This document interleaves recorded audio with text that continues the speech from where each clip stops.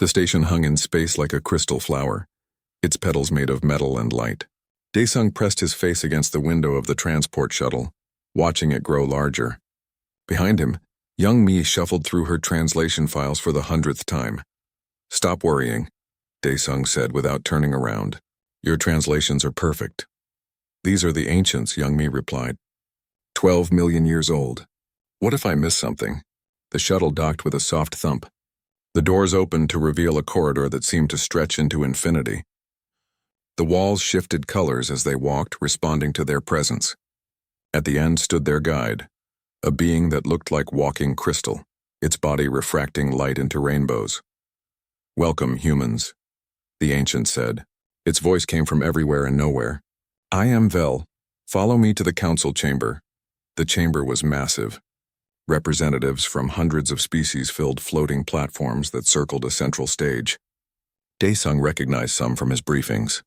The insect-like Vraxi, the aquatic Nalvori and their water spheres, species he had no names for, but the ancients sat at the highest level, 7 crystalline figures that glowed with inner light.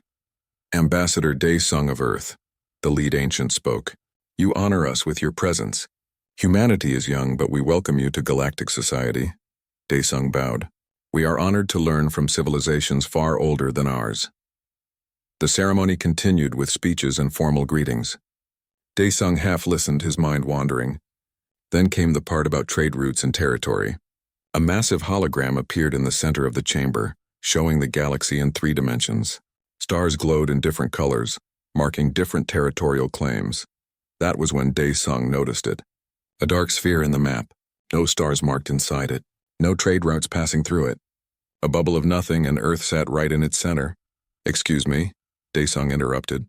"What is that unmarked region?" The chamber fell silent. The hologram froze. Daesung felt every eye turned toward him. "That region is not relevant to today's discussions," the lead ancient said. "It's centered on Earth's solar system," young Mi added, stepping forward. "Why is there a 50 light-year gap around our home?" The ancient representatives looked at each other. One of them gestured and the hologram disappeared. "That region is under permanent quarantine. It has been restricted for 47,000 of your years." "Quarantine?" Daesung's voice rose. "Are we sick? Is there radiation? What danger does Earth pose?" "The quarantine is not because of danger from Earth," Vel said carefully. "It is for protection." "Protection of whom?" young Mi demanded. "Us or you?" No answer came. The meeting ended abruptly. The ancients departed, their crystalline forms dissolving into light. The other species filed out quickly, avoiding eye contact with the human delegation. Daesung and young Mi stood alone in the massive chamber. "That went well," young Mi said sarcastically. They returned to their assigned quarters, a suite of rooms that adjusted to human needs. The furniture was soft. The air was Earth normal. But Daesung felt nothing but frustration as he paced back and forth. A knock at the door interrupted his thoughts. Young Mi opened it to find a small Vraxi standing outside, the insect being looked around nervously before scuttling inside. "I should not be here," the Vraxi said. Its voice clicked and buzzed. "My name is Vic. I work in the historical archives. What do you want?" Daesung asked. "To warn you," Vic said. "The ancients do not fear you humans. They fear what else lives on your world. The things you cannot see." "What things?" Young Mi leaned forward. "What are you talking about?" "I have said too much already." Vic turned toward the door. "But if you want answers, request access to Survey File Delta 477. Tell them it is your right as a member species to know your own planet's history." The Vraxi left as quickly as it had arrived. Daesung looked at young Mi. "What do you think?" "I think we demand some answers," she replied. The next morning, Daesung filed an official request through diplomatic channels. The response took 6 hours. Access granted but supervised. That afternoon, Vel led them deep into the station's lower levels to a chamber filled with data crystals that glowed with stored information. "You may view the file," Vel said, "but you may not copy it." "And I must remain present." Young Mi activated the crystal. Images filled the air above it. An ancient ship, its design elegant and strange. A crew of beings that looked like younger versions of the ancients, and Earth, green and blue, as it looked 47,000 years ago. "This was the 4th survey mission to your system. Vel explained. The previous 3 never returned. The recording showed the ship entering Earth's orbit. The crew seemed excited, taking readings and samples. Then something changed. The mood shifted. Crew members began acting strangely, talking to empty air, arguing with each other. They detected energy readings. Young Me translated the ancient text, scrolling past. Not from humans. From something else. Something that existed alongside your species. The recording showed a landing. The ancient survey team set up equipment near what looked like the Korean peninsula. Primitive humans were visible in the distance, living in small groups. But the instruments showed something else. Heat signatures that moved but had no bodies. Energy patterns that seemed almost alive. Then the incident happened. A crew member suddenly attacked her colleagues, screaming words that the translation rendered as, "They are inside me. They are wearing me like clothing." The evacuation was chaotic. The team fled back to their ship, but the affliction spread. More crew members began seeing things, hearing voices, acting against their own will. The ship left orbit, but several crew members died before they could reach the nearest station. The final log entry appeared. Commander Talvis, his crystalline form flickering with distress, spoke directly to the camera. Earth is occupied, not by its visible inhabitants, but by an unknown intelligence that exists beyond our ability to perceive. They attempted contact with us, but our biology cannot handle it. Recommend total exclusion from galactic community. Let the humans develop alone. Do not send more ships. The recording ended. The chamber fell silent except for the hum of the data crystals. So you quarantined us, Dae-sung said slowly. Because there are ghosts on Earth? We do not know what they are, Vel replied. Only that they exist, that they are dangerous to non-human biology, and that they destroyed every expedition we sent. How many expeditions? Young Mai asked. In total? Across all species over the millennia? Vel's crystalline form dimmed. 23 ships. 17 species. None survived contact. Dae-sung felt cold. But humans live there? We have always lived there? Yes, Vel said quietly. That is what terrifies us most. You live among them and do not die. You coexist with entities that kill everything else. What does that make you? That night, Dae-sung could not sleep. He reviewed the files again and again. Young Mi worked beside him, translating every fragment she could find. And slowly a picture emerged. Ancient humans had not been primitive. They had developed alongside these entities, learning to sense them, to live with them, even to communicate with them. Every ghost story, every spiritual tradition, every tale of ancestors watching from beyond, all of it was real. Young Mi found one final detail that made Dae-sung's blood run cold. She pulled up a thermal image from the original survey, showing Earth from orbit. Billions of human heat signatures glowed red and orange across the planet. But among them, scattered everywhere, were other signatures. Cold blue marks that moved independently, that clustered around human settlements that seemed to watch. Millions of them, maybe billions. Living alongside humanity, invisible to human eyes but present nonetheless. What are we? Young Mi whispered. Dae-sung had no answer. He only knew that Earth's isolation was about to end, and the galaxy was not prepared for the truth. Dae-sung stood before the council chamber again, but this time he was not polite. He slammed his hand on the podium hard enough to make several alien representatives jump. You quarantined my entire species without ever telling us why, he said, his voice echoing through the massive space. We deserve to know everything. Every file. Every record. Every piece of data about Earth and whatever you think lives there. The lead ancient sat motionless on its elevated platform. For a long moment nothing happened. Then it spoke. Very well. We will grant you access to the deep archives. But you must understand, Ambassador, some knowledge carries a price. 2 days later, Dae-sung returned to the station's lower levels.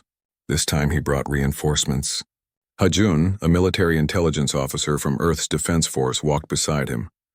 The man had a soldier's bearing and suspicious eyes that missed nothing. Behind them came Jiwoo, a xenobiologist who had studied alien life forms for 15 years. I still do not understand why you need me, Jiwoo said as they descended deeper into the station. I study living organisms. You are chasing ghost stories, maybe, Dae-sung replied.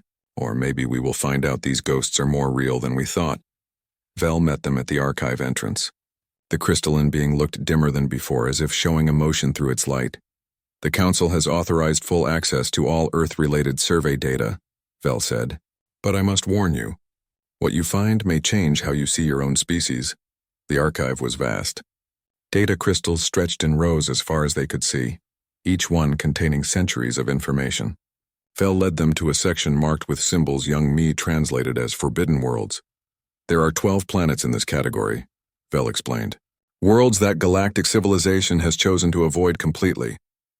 Earth is the only one with a living native species. Jiwoo activated the first crystal. Immediately, the air filled with images and data streams. The ancient survey mission appeared again, but this time they could see more details. Commander Talves had been thorough. The logs showed weeks of observation from orbit before the landing. The ancient crew had studied human settlements, watched hunting parties, observed primitive agriculture. They noted that humans seemed unusually aware of their surroundings, often looking at nothing as if seeing something invisible. Look at this. Ha-Jun pointed to a section of data. These are electromagnetic readings from Earth's surface. There are patterns here. Regular patterns that do not match any known natural phenomenon. Young Mai leaned closer. They thought it was Earth's magnetic field at first. But the patterns move independently. They cluster around human populations. The next crystal showed the landing in more detail. The survey team had set down near what would eventually become Seoul, thousands of years in the future.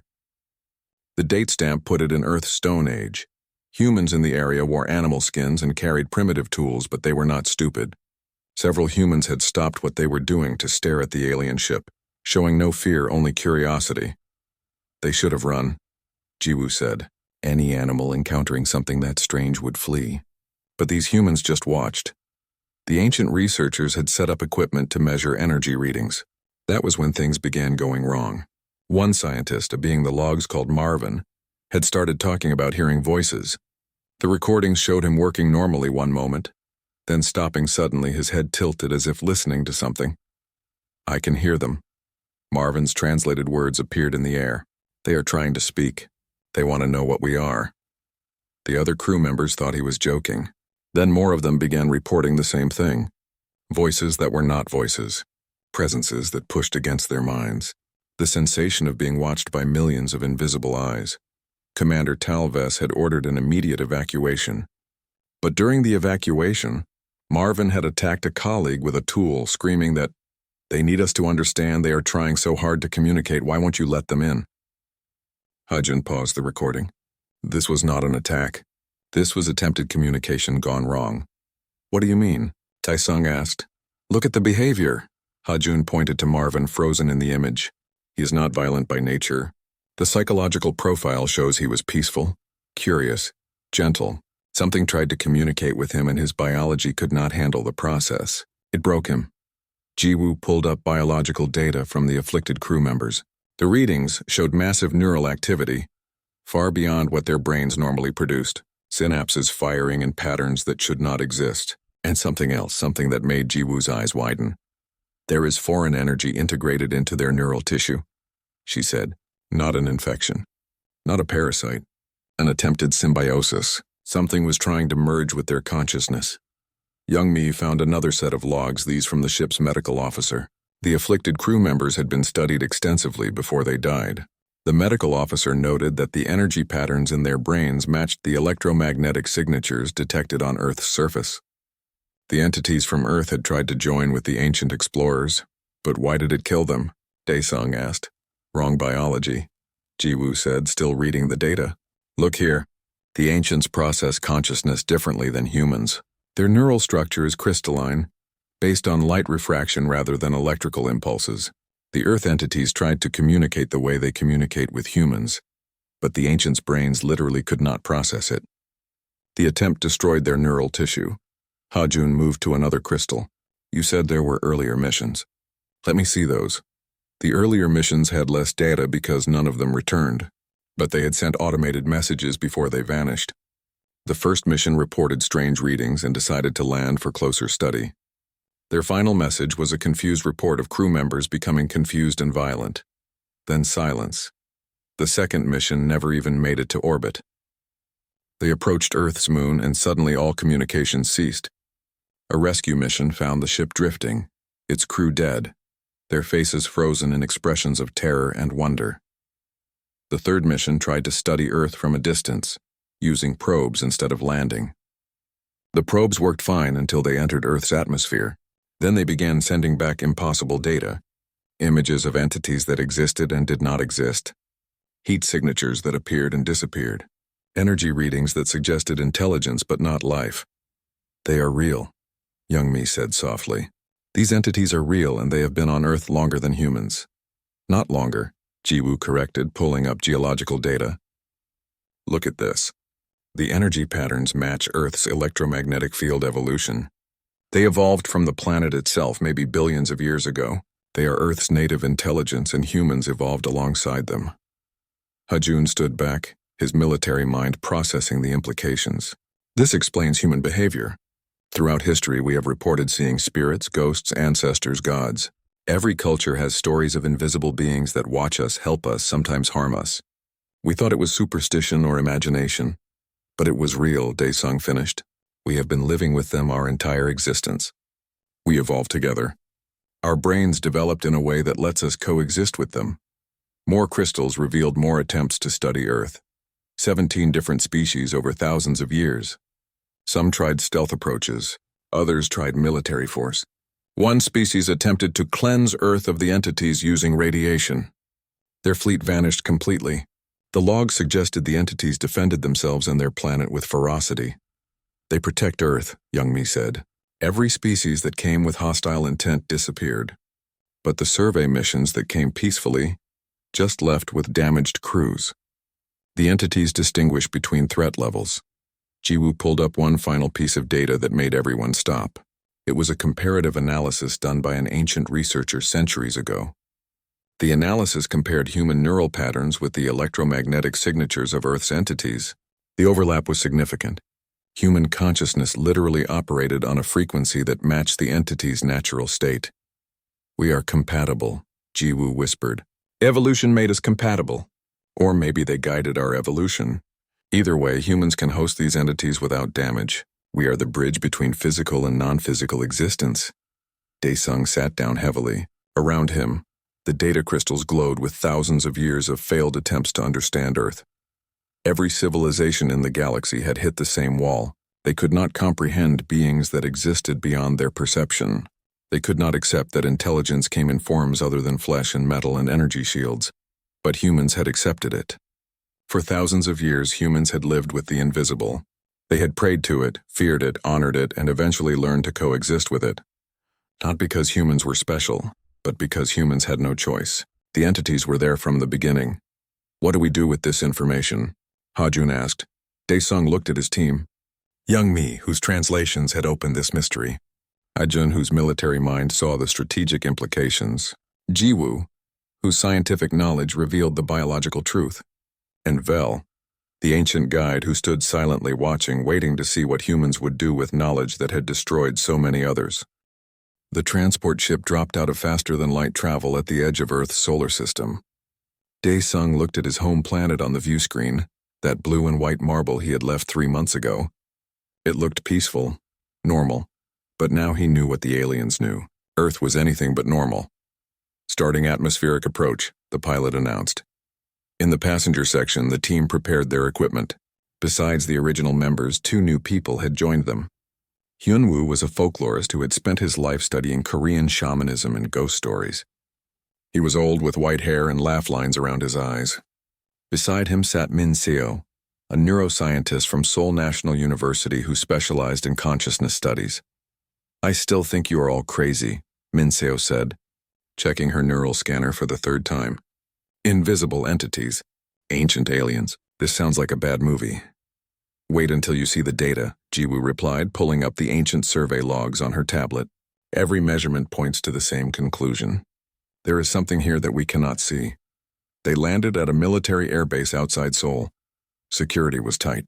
The Korean government had been briefed on what the team discovered, and they were taking no chances. If Earth really hosted an unknown intelligence, they wanted to know about it before anyone else did. The team set up in a laboratory that overlooked the city. Through the windows, Seoul stretched out in all directions, millions of people going about their lives. Daesung wondered how many of them had felt the entity's presence without knowing what it was. "Begin scanning," Hajun ordered. Mincio activated the equipment they had brought from the alien station. It was ancient technology, designed to detect energy patterns that human instruments missed. The screens filled with data immediately. "Oh my God," Mincio breathed. The display showed Seoul in a new way. The buildings were there, the streets, the people going about their business. But overlaid on everything were blue points of light. Thousands of them, millions of them, moving independently, clustering around people, flowing through buildings, dancing in patterns that seemed almost playful. "They are everywhere," Youngmi said. "In every street, every building, every home." Yunwoo stepped closer to the screen, his old eyes bright with excitement. "This is what our ancestors saw. This is why every culture has stories of spirits and ghosts. We have been living with them forever." Jiwoo adjusted the scanner to increase detail. Now they could see the entity's behavior more clearly. They moved around people without touching them, like fish swimming around coral. Sometimes they moved through people briefly, causing the person to shiver or look around as if sensing something. "Are they inside people?" Hajun asked, his hand moving unconsciously toward his sidearm. "No," Jiwoo said, reading the data carefully. "They move near people. Sometimes they overlap slightly for just a moment, but they do not invade or control. It looks more like they are curious, or observing," Mincio added. "These patterns suggest intelligence. They are not random. They are choosing where to go, who to be near, when to interact." Daesung watched the screen for a long time. He thought about all the times in his life when he had felt like he was being watched. All the moments when he suddenly felt comforted for no reason, or warned of danger by nothing more than a feeling. Had that been them? Had these entities been part of his life all along? "We need to communicate with them," he said finally. "How?" Hajun asked. "The ancients tried and it killed them." "The ancients did not understand what they were dealing with," Hyunwoo said. He pulled out a worn book from his bag, its pages yellow with age. "But humans have been communicating with them for thousands of years. Every shamanic tradition, every spiritual practice, every meditation technique. We developed these methods to interact with the invisible world." Mincio looked skeptical. "You want to use ancient rituals?" "We have advanced technology. Technology that almost killed the ancients," Jiwoo pointed out. "Maybe the old ways work because they evolved alongside the entities. Maybe humans learned through trial and error what works and what does not. Over the next week, they tried everything. Hyunwoo led them through traditional Korean shamanic practices. Mincio developed a neural interface that could enhance human perception without overloading the brain. Jiwoo studied the biological feedback, looking for safe ways to increase human awareness of the entities. The breakthrough came on the 8th day. Young Mai volunteered to be the first test subject. She sat in a meditation chamber, her brain connected to Mincio's neural interface. Hyunwoo guided her through a traditional ritual while the ancient scanner tracked entity movement around her. "I can feel something," Youngmi said, her eyes closed, "like static electricity on my skin, but inside my head too." "Heart rate increasing," Mincio reported, "but staying within safe limits. Neural activity rising but not dangerous yet." "Keep going," Daesung said. Youngmi took slow breaths. "They are curious. I can sense emotions, not words. They want to know what we are doing, why we are trying to reach them." On the scanner, 3 entities drifted closer to young Mi. They circled her slowly, their blue signatures pulsing in rhythm with her heartbeat. "Tell them we want to understand," Hyunwoo said softly. "Tell them we come in peace." Young Mi was quiet for a long moment. When she spoke again, her voice held wonder. "They know. They have always known. They call themselves the Silent Ones. They have been with humans since before we have memories. They are not invaders. They are Earth's first children. What do they want?" Hajun asked, another long pause. Then Youngmi smiled. "They want what they have always wanted. To exist, to observe, to occasionally help when they can. They do not want to control us. They want to dance with us over the next hour." Young Mai had the first true conversation between humans and the Silent Ones. She learned that they evolved from Earth's electromagnetic field billions of years ago, long before organic life existed. When life began, they watched it. When animals developed consciousness, they learned to interact with it. When humans emerged, the Silent Ones found something special. Human consciousness evolved in a way that matches their natural frequency, young Mi explained after the session ended. We can sense them because we developed alongside them. Every other species in the galaxy evolved differently. Their brains work on different frequencies. That is why contact with them is dangerous for aliens but natural for us. What about the alien expeditions they destroyed? Hajun asked. Why did they kill those crews? Young Mi's expression turned sad. Protection. Every species that came to Earth tried to remove the Silent Ones. They saw them as parasites or threats. The Silent Ones defended their home. They did not want to kill anyone, but they could not let themselves be destroyed. Jiwoo pulled up comparative data. This makes sense biologically. Humans evolved with constant electromagnetic stimulation from the Silent Ones. Our brains adapted to process it. Other species did not have that evolutionary pressure. Their brains are not designed for this kind of interaction. So we are unique, Daesung said slowly. Not because we are smarter or stronger, but because we share our world with beings that other species cannot even perceive. And now we have to decide what to do about it, Hajun said. The galaxy knows we are hiding something. They will send more expeditions eventually. What do we tell them? That question hung in the air. The team stood in the laboratory, surrounded by equipment showing the presence of billions of invisible entities. Outside, Seoul continued its daily life, millions of people unaware that they shared their world with an ancient intelligence. We tell them the truth, Young Mi said, but carefully. The Silent Ones do not want conflict. They just want to exist in peace. Will the galaxy accept that? Minseo asked. Can they accept that Earth hosts two intelligent species? They will have to, Daesung said, because the alternative is trying to remove the Silent Ones, and we have seen what happens when anyone tries that. Hyunwoo walked to the window, looking out at the city. My grandmother used to say that the spirits watch over us, that our ancestors never truly leave. I thought it was just comfort, something we told ourselves to feel less alone. He turned back to the team, but she was right. We have never been alone. We never will be. That night, Daesung stood on the laboratory roof looking up at the stars. The ancient scanner sat beside him, showing the entities moving through the night air. He could not see them with his eyes, but knowing they were there changed everything. A cool sensation passed through him, like a breeze that came from inside rather than outside. On the scanner, an entity had drifted through his position. Was it curious about him? Did it recognize him as the human trying to understand? He thought about his grandmother, too. About all the times she told him to respect the spirits, to leave offerings at shrines, to bow to empty air. She had known. All humans had known in some way. They just had not had the technology to prove it. Now they did. And soon the galaxy would know too. The return to the orbital station felt different this time. Daesung carried knowledge that could change everything. In his secured files were recordings of Young Mi's communication with the Silent Ones scans, showing billions of entities living on Earth, proof that humanity shared its world with beings older than any galactic civilization. The question was, what to do with that proof? We could lie, Hajun said during the strategy meeting.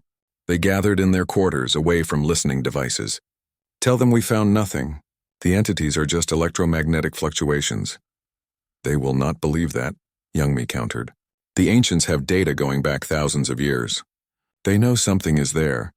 Then we tell them the truth and risk Earth being quarantined forever, Jiwoo said. Or worse, they might try to exterminate the Silent Ones. Daesung rubbed his tired eyes. They had been arguing for hours with no good answer. Finally, he stood. We stall. We give them partial information while we figure out the full strategy. We need more time. The council reconvened the next day. The chamber filled with representatives from across the galaxy. Daesung stood at the central podium, feeling hundreds of eyes on him. Some curious, some afraid, some hostile. Ambassador Daesung, the lead ancient, spoke. You requested access to our survey data. What did you learn? We learned that Earth is more complex than anyone understood. Daesung began carefully. The entities you detected are real. They exist, but they are not a threat to humanity. Murmuring spread through the chamber. The ancient leaned forward, its crystalline body catching the light. Not a threat to humanity. They killed every expedition we sent. Because those expeditions threatened them, Daesung replied. The entities are native to Earth. They evolved there long before humans. When alien ships arrived with weapons and scientific equipment meant to capture or destroy them, they defended themselves. Defended? A new voice interrupted. A representative from the Corvesh Empire stood, its reptilian form covered in military decorations. You call the murder of entire crews defense? I call the protection of one's home defense, Daesung said firmly. What would your people do if an unknown force arrived on your planet and tried to eliminate a native species? The Corvesh representative hissed but said nothing. Hajun stepped forward with new data. We have analyzed all the ancient expedition logs. Every ship that approached Earth peacefully and retreated when problems arose survived. Their crews were damaged but alive. Every ship that attempted hostile action disappeared completely. The pattern is clear. The entities distinguish between exploration and invasion. But they still infected our crews, the ancient said. They destroyed mines. How is that peaceful? Young Mai activated a hologram showing the neural scans from the ancient survey. They did not infect anyone. They attempted communication. Your biology could not handle it. When they realized they were causing harm, they stopped. Most of the ancient crew survived because the entities withdrew once they understood the damage they were causing. You seem to know much about these entities, another representative said suspiciously. How did you learn this? We communicated with them, Daesung said simply. Chaos erupted in the chamber. Representatives shouted in a dozen languages. The Corvesh delegation stood as a group, their hands moving to weapons. The ancients remained still, but their light flickered rapidly, a sign of deep distress. Order, the lead ancient commanded. The chamber fell quiet. You communicated with them? How? Our best scientist died trying. Because you are not human, Minseo said, stepping forward. She had insisted on coming despite being a civilian. Human consciousness evolved alongside these entities. Our brains developed in their presence. We are biologically compatible with them in a way no other known species is. She displayed the comparative neural data. Human brain patterns match the entity's electromagnetic frequencies almost perfectly. Every other species showed massive incompatibility. The difference was stark and undeniable. You are saying humans are unique? The Corvesh representative demanded. That you are somehow special? Not special, Jiwoo corrected. Lucky, or maybe unlucky depending on perspective. We evolved in a unique environment. Any species that developed on Earth would have the same compatibility. It is not about humans being superior. It is about local conditions producing local adaptations.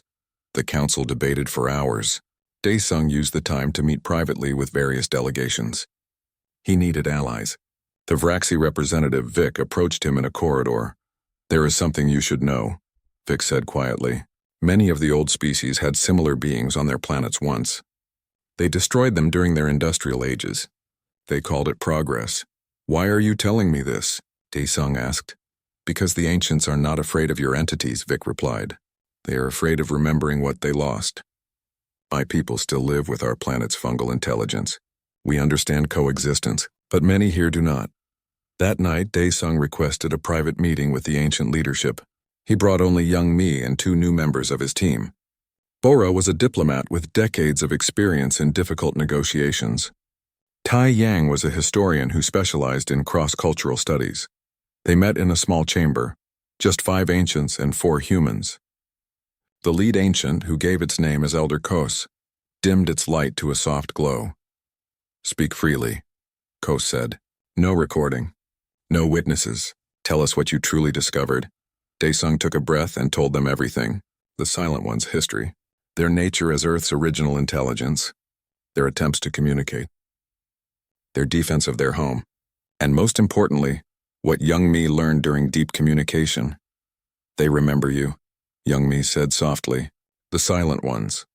They remember when your people came to Earth 47,000 years ago. They remember trying to reach out, trying to share knowledge. They remember the pain they caused you accidentally and the grief they felt when your crew members died. Kos's light flickered. They felt grief? They feel everything, young Mi continued. They experience emotion differently than physical beings, but they feel. They mourned the deaths they caused. That is why they withdrew so quickly. They did not want to hurt anyone. Silence filled the chamber. Finally, Kos spoke in a voice that seemed older than stars. Do you know why we are truly afraid of your entities, Ambassador? Tell me, Daesung said. Because we had our own once, Kos replied. 12 million years ago, when my people were young, our planet had beings like yours. They existed in our atmosphere, in our oceans, in the spaces between spaces. They were part of our world. What happened to them? Taeyang asked. We destroyed them, Kos said simply. We did not understand them. They frightened us.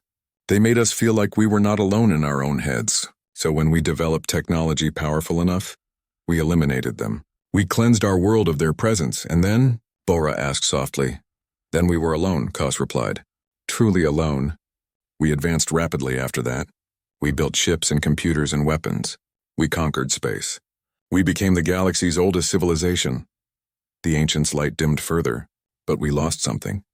We lost the ability to dream, to create art that means something, to feel connection to anything beyond ourselves. We gained the stars but lost our souls. Young Mi's eyes widened. That is why you cannot communicate with the Silent Ones, not because of biology, because you killed your own version of them. You made yourselves incompatible. Yes, Kos said. And when we encountered Earth, we saw what we had destroyed. We saw a species that still lived in harmony with beings we could no longer even perceive. It terrified us. Not because you are dangerous, but because you have what we threw away. The implications settled over the room like weight. Daesung finally understood the real reason for Earth's quarantine. It was not protection, it was shame. That is why we must propose something different, Daesung said. Not quarantine, not contact, something new. Earth becomes a bridge. We help other species safely experience what you lost. The Silent Ones are willing to try, if approached with respect and understanding. You want to turn Earth into a spiritual center for the galaxy? Kos asked. I want to turn Earth into a school, Daesung corrected. A place where species can learn what happens when you live alongside intelligence you cannot fully understand. Some will reject it. Others might benefit from it. But everyone deserves the choice. Kos considered this for a long time. Finally, the ancient stood. I will support your proposal. But know this, Ambassador. Not everyone will agree. Some species believe the only good invisible intelligence is a dead one. They will come for your Silent Ones with weapons and fire. Then we will protect them, Daesung said firmly. Even if it means war? Kos asked. Daesung thought of the billions of Silent Ones living on Earth. Beings that had existed for eons, that had guided humanity's development without asking for worship or control. Beings that felt grief when they accidentally hurt others. Beings that defended their home because they had nowhere else to go. Even then, he said. The vote was scheduled for 3 days later. Daesung used every moment to build support. Some species listened. Others refused to even meet with him. The galaxy was dividing itself over a question humanity had answered thousands of years ago. Could you coexist with beings you could not fully understand? On the second day, Hajun burst into the conference room where Daesung was meeting with the Vraxi delegation. We have a problem, the military officer said, his face pale. A big one. In the secure communication room, Hajun played the intercepted message. It was encrypted, but Earth's intelligence service had cracked it. The message came from a coalition of 7 species, led by the Korvesh Empire. The content made Daesung's blood run cold. They are calling it Operation Cleansing, Hajun said. 300 ships. Their target is Earth. They plan to evacuate the human population by force, then sterilize the planet with radiation. They want to kill every Silent One. When? Daesung demanded. They launched 4 hours ago. They will arrive at Earth in 48 hours. Young Mai stood frozen. 300 ships? Earth's defense fleet has maybe 20 vessels. We cannot fight that. We do not have to fight, Minseo said suddenly. Everyone turned to look at her. The neuroscientist had been quiet throughout the meetings, but now her eyes blazed. We do not need to win a war. We need to change minds, and I think the Silent Ones can help. 2 hours later, the human delegation was in emergency session with the ancients. Elder Kos listened to their plan with increasing concern. You want to allow the hostile fleet to land? Kos asked. That is incredibly dangerous. It is also our only chance, Daesung replied. They are coming to destroy something they do not understand. We need to make them understand before they fire a single shot. And if they refuse? If they attack anyway? Kos asked. Then the Silent Ones will defend themselves, Young Mi said quietly. But we want to avoid that. Every life lost is a tragedy. Admiral Jae Hyun, commander of Earth's defense fleet, stood beside Daesung. The military man had been skeptical of the whole invisible entity situation, but he understood strategy. We have positioned our ships to intercept them at the edge of the solar system. We cannot stop them, but we can delay them. Buy time for your plan. No, Daesung said. Let them come. No resistance. No weapons. We meet them on the ground with open hands. Jae-hyun looked like he wanted to argue, but he nodded. Your call, Ambassador. But I am keeping my fleet ready. If this goes wrong, we will need to evacuate as many people as we can. The next 40 hours were chaos. Earth's governments were informed. Panic threatened to spread, but leaders urged calm. The human delegation returned to Earth and prepared. They chose the same location where the ancients had landed 47,000 years ago. The plains outside Seoul. It is symbolic, Hyunwoo explained. Where the first attempt at contact went wrong. Maybe we can make it go right this time. They set up a simple meeting ground. No weapons. No military presence except for Admiral Jae-hyun and a small honor guard. Just Daesung, Youngmi, Hajun, Jiwoo, Minseo, Hyunwoo, and a dozen volunteers who wanted to help. Behind them, thousands of civilians gathered to watch from a safe distance. News crews from every nation pointed cameras at the sky. The hostile fleet arrived exactly on schedule. 300 ships materialized in Earth's orbit, their weapons charging. Admiral Jae-hyun's fleet held position, weapons powered down, a sign of non-aggression. A shuttle descended from the largest warship. It landed 100 meters from the human delegation. The door opened and the fleet commander emerged. It was a Corvesh warrior, massive and covered in scales that looked like armor. Behind it came soldiers from multiple species, all armed, all ready for violence.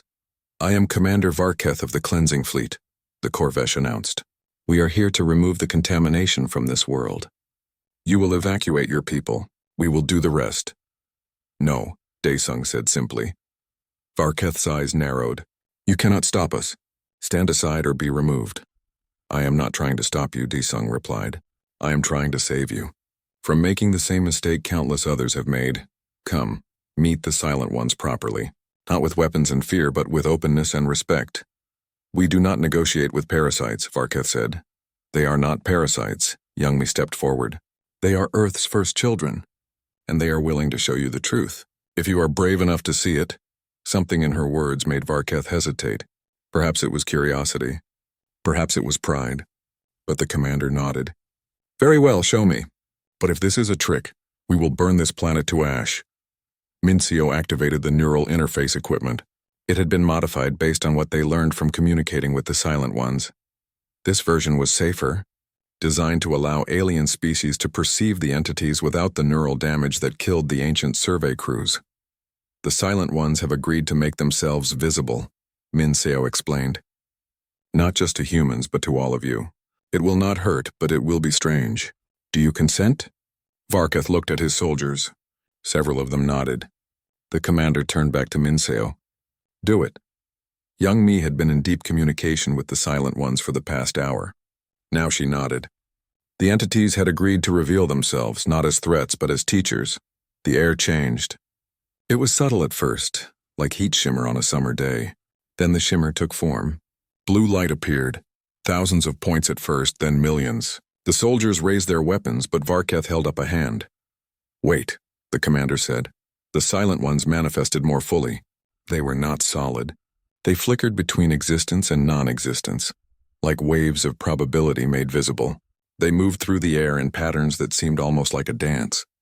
Beautiful and strange and utterly alien. But they did more than just appear.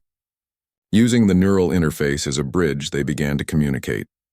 Not with words, but with experience. The hostile fleet members suddenly found themselves experiencing memories. Not their own memories, but Earth's memories. They saw Earth 4 billion years ago, when the Silent Ones first emerged from the planet's electromagnetic field.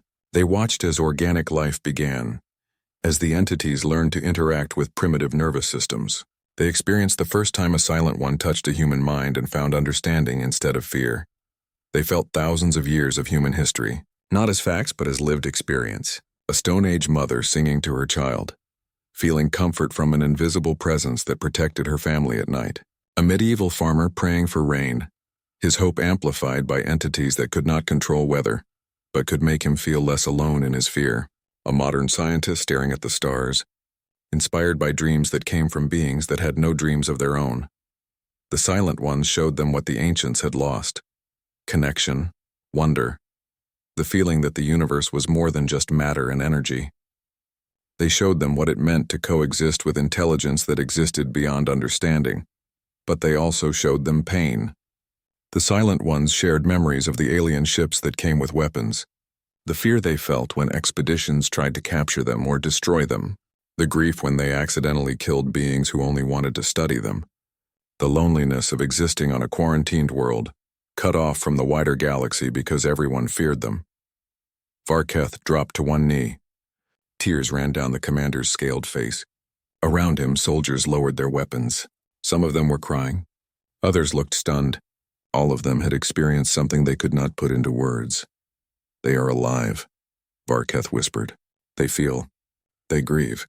They love." "Yes," Daesung said softly. "They are as alive as you or I. They are just different." The Corvesh commander stood slowly. He looked at his fleet in orbit, weapons still charged and ready. Then he looked at the millions of silent ones now visible in the air around them, dancing and waiting. "I came here to destroy," Varketh said, "because I thought they were threats, parasites that had infected a primitive species." He turned to Daesung. "But they are not threats. They are teachers. And I have been a fool." "Not a fool," Youngmi said. "Just afraid. Everyone is afraid of what they do not understand." Varketh activated his communication device. "All ships stand down. Cancel Operation Cleansing. We are not sterilizing this planet." He looked at Daesung. "We will return to the council, and I will tell them what I saw here." The fleet departed 3 hours later. Daesung watched them go, feeling relief and exhaustion in equal measure. The crisis had passed. Earth was safe, but the real work was just beginning. 5 years later, Earth had changed completely. The quarantine zone became the contact zone. The orbital station around Earth grew massive, hosting thousands of visitors from across the galaxy. Species came to experience the silent ones, to learn from them, to understand what their own civilizations had lost or never had. Young Mi ran the cultural exchange program, teaching aliens how to safely perceive and communicate with the entities. Hajun commanded security, making sure no one tried to capture or harm the silent ones. Jiwoo studied the biology of consciousness, helping species understand why they reacted differently to the entities. Min Esio developed better interface technology. Hyunwoo documented thousands of first contact experiences, building a library of knowledge. Daesung stood on a hill overlooking Seoul, watching another sunset.